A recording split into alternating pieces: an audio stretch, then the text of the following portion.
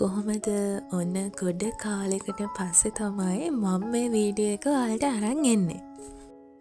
අද නොවැම්බර් 29 වෙනි සෙනසුරාදා. ඔයාලා දන්නවනේ මේ වෙද්දිත් රටේ තියෙන අයහපත් කාලගුණයේ හින්දා ඇති වෙලා තියෙන තත්ත්වය. ඉතින් මම ඒ දවසේ ගෙදර ඉඳන් මොනවද කරේ කියලා තමයි ඔයාලට පෙන්නන්න යන්නේ. ලොකුවට ලොකු දෙයක් උදේ ඉඳන් වීඩියෝ කරගන්න බැරි වුණා. මට හවස් වෙලා තමයි අයිඩියා එක ආවේ vlog එකක් කරන්න ඕනේ කියලා. ඉතින් එහෙනම් අපි පටන් ගමු. අපි ඉන්නේ අනුරාධපුරයේ හින්දා අපිට ඒ දිත්තා සුලි කුණාටුවෙන් තිබුණ බලපෑම ගොඩක් අඩුයි අනිත් ප්‍රදේශවලට සාපේක්ෂව. අපේ පැත්තට ගම් වතුර සුලිසුලන් කිසිම දෙයක් තිබ්බේ නැහැ. නොවැම්බර් 29 වෙද්දී දිත්තා සුලි කුණාටුව මේ වෙද්දී යාපනයෙන් එළියට ගිහින් ඉවරයි. ඒත් වැස්ස තාම තියෙනවා. හුලං ගොඩක් වැඩි වෙනදට වඩා. ඉතින් වැස්සයි හුළඟයි ඇරෙන්න මේ පැත්තට ගම් වතුර අවදානමක් නැහැ.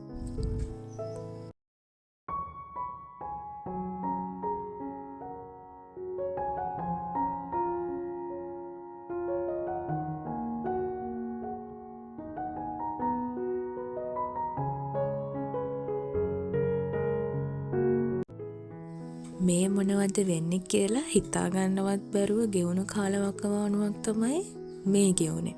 අපිට නම් කරන්ට් තිබෙත් නැහැ වතුරත් කපලා. ඇත්තටම කිව්වොත් අපේට තියෙන බලපෑම අඩු වුණාට අපේ නගර පැතිවල තියෙන බලපෑම වැඩි. අනුරාධපුර නගරෙට මල්වතුව පිට අරගල්ලා නාච්චාදුව වන්දාලා රාජාංගනය ඒ සම්පූර්ණ මුළු ලංකාවෙම තියෙන වාන්දොරටු එකපාර ඇරියම කොච්චර භයානක තත්ත්වයක්ද එන්නේ කියලා ඔයාලා මේ වෙද්දිත් දන්නවනේ.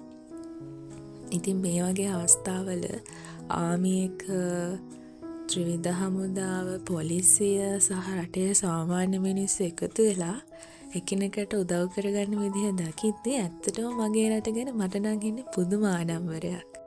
මේක බලන ඔයාලත් ඉන්න තැනක පරිස්සමෙන් ඉන්න.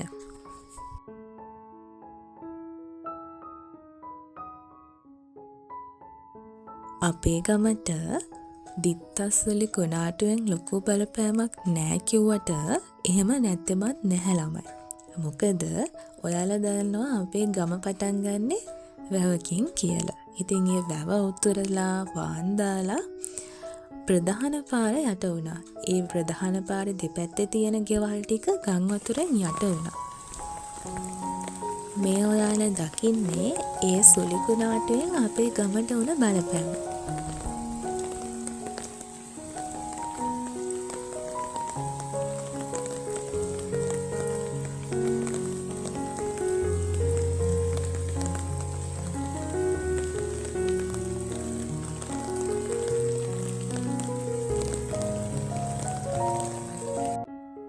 අපිට කරන්ට් ආවේ මේ දැන් ටිකට කලින්.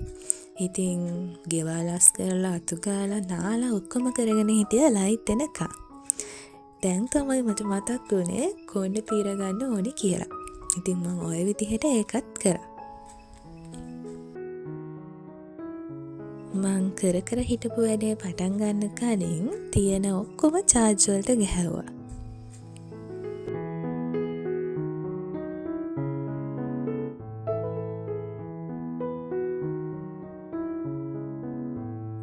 දැන් ඔයාලට ප්‍රශ්නයක් ඇතිනේ මම vlogs අරන් ආවේ නැත්තේ ඇයි කියලා.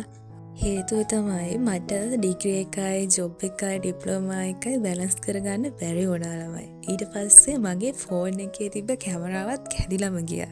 ඊට පස්සේ ඉතින් ඒක දාගන්නකම් මට ඉන්න වුණා. ඉතින් මේ කාලේ ඇතුළත උපන්දින සමරුවා ඒ වගේම වෙඩින් වලට ගියා.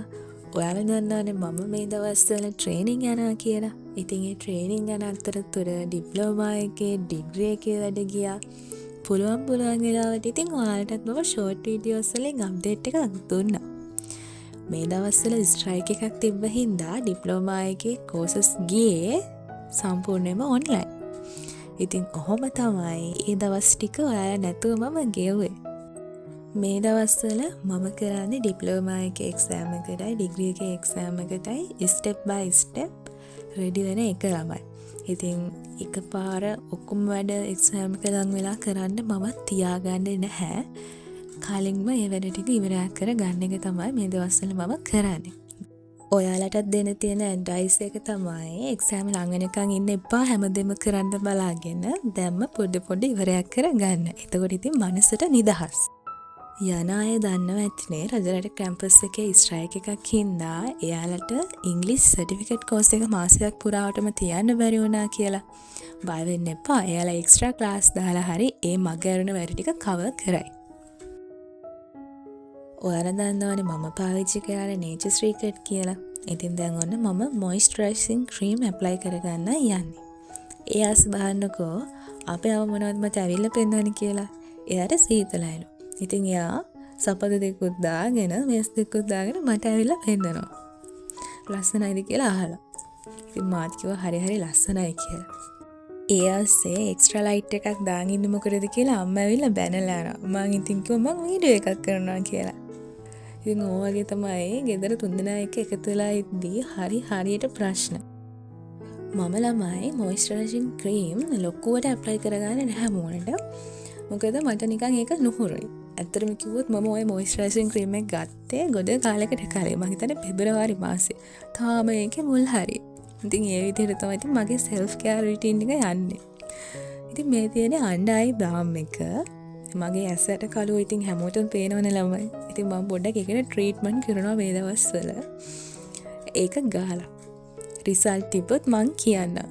රිසල්ට් තියනවා ඉතින් ඇත්තටම මට ඔක ගාන්න අමතක වෙනවා. ඒකයි ප්‍රශ්නේ. මේ වෙද්දි නම් ළමයි රෑ වෙලා. අපි තුන්දෙනාම එකතු වුණා ටීවී එක ගාවට. ඉතින් ළමයි ඇත්තටම ඈත පැතිවල නෑදෑයෝ ඉන්න පවුලේ ඉන්න අයට තියෙන එකම සැනසීම තමයි ඕක බලන එක.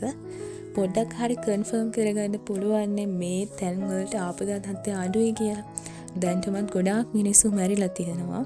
මම නම් කියන්නේ ඉන්න තැනකට වෙලා පරිස්සමෙන් ඉන්න ළමයි. ඉතින් ළමයි ওই විදිහට තමයි අද දවස ගෙවිලා ඉවර වෙන්නේ. ලොකුවට දෙයක් පෙන්නන්න නැහැ. මොකද අපි හැම වෙලාවෙම වගේ හිටියේ ඩීව් එක ඉස්සරහා ලයිට් එන වෙලාවට. නැති වෙලාවට ඉතින් පවුල අය එකතු වෙලා කතා කර හිටියා. ඉතින් එහෙම තමයි අද දවස ගෙවිලා ඉවර වෙන්නේ. එහෙනම් තවත් දවසකින් හම්බෙනකම් පරිස්සමෙන් ඉන්න.